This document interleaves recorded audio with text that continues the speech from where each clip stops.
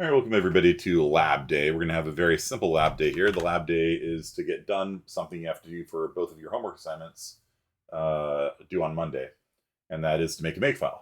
Oh, but you say, haven't we done this already in a lab time? And the answer is yes. But 75% of the students did it wrong. So I'm going to do the first half of it for you. So there's literally like 5 minutes of lab time today for you guys, and then you'll get full credit for it. Then after that, Mancarelli and I will simply watch you guys coding your homework assignments and offer help and advice on it. So let's go into the imaginary homework. Sorry, not image processing. So your lab time is to make a Makefile for imaginary homework. And if you've already done that one, then make it for Fractionation instead. So we've got inside of here a pretty typical layout, a pretty typical design for the source code files in a project. You've got one main.cc, and then you've got a bunch of pairs of files, one that's a header file, and then one that's the implementation file. So the header file for imaginary.h just has a list of all of the functions that are in it. And so header files can be quite compact and can be very quick to parse because they don't have any actual code in it. All the thing really has to do is say, all right, there's a function named getCoef, and it returns an imaginary, and it is const. So cool. So these are a lot quicker to parse than a .cc file, which you should never include unless you really know what you're doing. So the .cc file, by contrast, has all of the actual function implementations, the definitions. There's a declaration in the .h file and a definition in the .cc file. And so you are going to fill out all of the actual code here. And yeah, so we're not doing the homework right now. We're doing the Makefile. So we've got a .h and a .cc file for each one of our classes. That's a pretty common design, right? Each class gets its own header file and CC file. And then you need a Makefile to build them all, okay? So I'm going to start you off with this. So the rule for Makefile is that you have your target and then the things that it depends upon. And so we are going to be partially compiling main.cc, imaginary.cc, and complex.cc. What partially compile means is we save the results of the compilation. It's not a complete program. If we do a g++-c complex.cc, there is no main inside of here. And so it's not a complete program. But what we get is a .o file. A .o file is the object file. It's the result of compiling just .cc and not everything in this directory. And the benefit of doing this way is that you can save the results of your compilation so that you don't have to recompile everything every time you rebuild, which becomes very slow.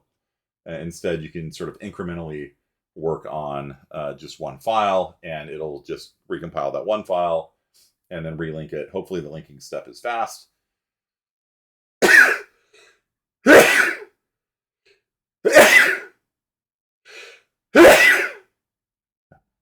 Okay, hopefully it's fast. In really large projects, it can actually take a while to link. Thank you. In really large projects, it can actually take a while to link. There's something called Mold, which is a parallel linker that you can install for better linking speeds. But for the scale of projects we're doing in this class, the linker is not going to be really the choke point. So what we want is we want to have, at the end of the day, we want to have an imaginary.o, a complex.o, and a main.o. And then those are going to get linked together into the a.out. So the a.out is going to depend upon the existence of main.o, imaginary.o, and complex.o. A lot of students put in complex.cc here instead, which is wrong, because it doesn't depend upon the CC file. It depends upon the object file existing. So we can build an executable just from object files. Even if the source code file has been deleted accidentally, we could still relink and build our executable a.out if we had all of the .o files still in place.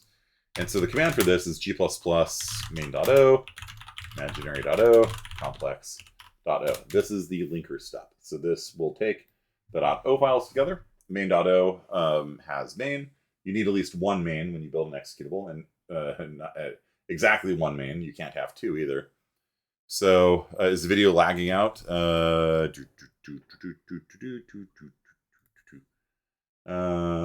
over the stream quality for you. Try that.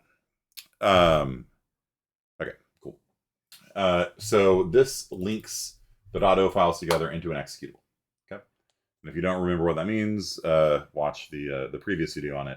Basically, it builds an executable from .o files, and each of the .o files has some functions in it, and these functions call other functions.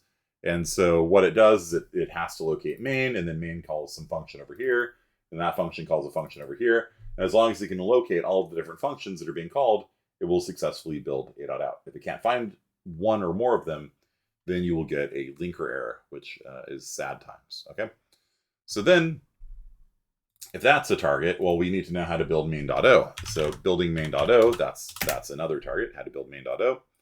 And main.o is going to depend upon main.cc, but also other files as well, because main.cc includes imaginary.h. And it also needs to include complex.h as well. So, so if imaginary changes or complex.h changes or main.cc changes, we have to rebuild main.o. And you might be like, well, what if we just added a comment or something like that? Unfortunately, the build system is stupid and only goes on timestamps. And so, yeah, like I've added comments before to header files that then triggered a full recompile of the directory. And you're just kind of like, and so sometimes I'll like edit the timestamp on it so that it doesn't trigger recompile, because I know that all I did was touch the comments. That's some high top tier pro gaming moves right there, though. So imaginary.h and complex.h. So if any one of these three files gets changed, then we have to trigger a recompilation. Okay. So, and we're going to compile this with g++ -c main.cc. Okay. You don't put imaginary.h there. You don't put complex.h there. Header files should never asterisk. There's, if you know what you're doing, you can compile a header file. It creates what's called a PCH, a precompiled header file, but it doesn't do what you guys probably think it does. So don't ever put a header file, at least at the level you're at right now, on a compile line like this. Okay, it should just be .cc files. So .h files get included.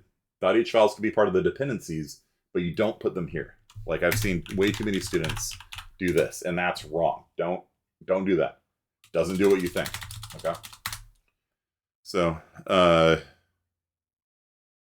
what the heck are you doing there? What is even happening there? Okay. So, and then for complex.o, that is going to depend upon complex.cc and imaginary.h, because complex.cc includes imaginary.h. Okay. g++ -c complex.cc. What you have to do for your lab time is add the final rule, which is compiling the imaginary.o.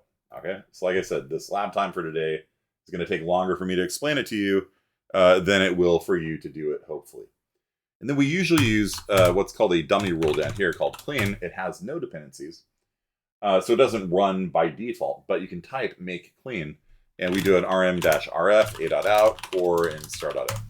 And the reason why we have make clean in there is that if we ever change our compile options, oftentimes that will trigger the need for a full recompile, but the Makefile itself isn't actually part of the dependencies list. And so if we change the Makefile to add like address sanitizer in, address sanitizer must be enabled on all of your .o files. But changing the Makefile doesn't trigger a recompile for any of these things. So then you have to sort of manually type make clean make. And then it'll build it.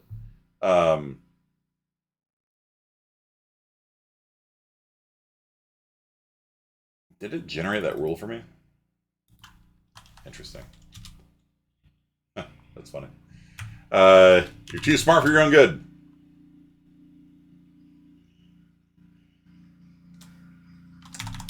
Thanks, Make. Very cool. Trying to teach him to do something here. Now, if you want to step it up a notch, you can set a variable. And so we can set our variable here to be g++. And then we can have a variable let's see here, 3s. We can have a variable for the compiler. And so if we ever want to switch out what compiler we use, we can do that and change it to Clang++ instead, for example. And if you do that, watch, if I type make, it's going to say like it's up to date. You're like, but no, I want you to recompile it with Clang. I want to see which results in a faster executable, G++ or Clang. Make, come on, rebuild it. And it doesn't work. That's why we have make clean. Make clean, make. We'll do a full rebuild with Clang++ not installed. Ah, weird. Okay. Huh. Whoa. Who are you? So what happens if you move to a new server? Huh. Interesting. Okay, well. The update alternatives is broken for that currently. Okay. Make, and there we go. All right. So it's like if you want to recompile your code to see if G++ or Clang will result in a faster executable, then you have to do a make clean. Because otherwise it's going to be like, everything's up to date. I don't need to do anything. So what you guys are going to need to do is you add a rule for imaginary. Okay. And I want you to add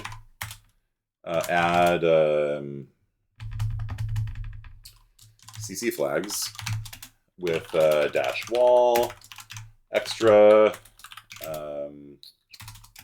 dash std equals C++ 20 or 23 or whatever, etc. Okay. So I want you to add rules for all that. What is it? What is it called? There we go. Okay. So that is what, and then the CC flags are going to appear right here. And the reason why you want to have a variable for your compile flags is because things like address sanitizer have to be enabled for all of the object files. If you add address sanitizer for some of the object files and not some of the object files, you're going to get a linker error. Address sanitizer does a lot of stuff under the hood. You have to have that flag -f sanitize equals address on for everything. So if you want address sanitizer on, you need -f sanitize equals address. Yep. And it has to be on for everything. And so those flags have to appear here and here and here. And between the CC and the C, put $sign CC flags. And I'm going to leave that up to you to do that. So that is your lab time for today. Building the rest of the Makefile here. And this is how you build Makefiles by hand. You just sort of manually go through every file in your directory, look at what header files it includes, and adds the files that it includes to the dependency list there. It's kind of a pain. There's better ways of doing it, but this is a good exercise for you because, like I said, 75% of the students failed to make a Makefile the last time we did lab time, so I am handing this to you for you to do. Hopefully you guys should be able to get it done in the next 5 minutes. Okay. Then after that, work on your homework. And Curly and I will look over your shoulders and give you advice. Also, make sure you check the workshops channel. We've got a lot of extra credit coming up. We've got, I don't know, like 10 different workshops for the ACM this semester. 1, 2, 3, 6, 10. Yeah, we have 10 different workshops coming up. And for each one of them that you guys can attend, you will get an extra credit point on your homework for every hour of extra credit activities you attend. So check that out in the workshop channel. There's a schedule and location for them. And that's basically it for my lecturing for today. This is just a basic kind of Makefile starting point. Finish it, and then work on your homework. And I will see you guys on Monday. Peace.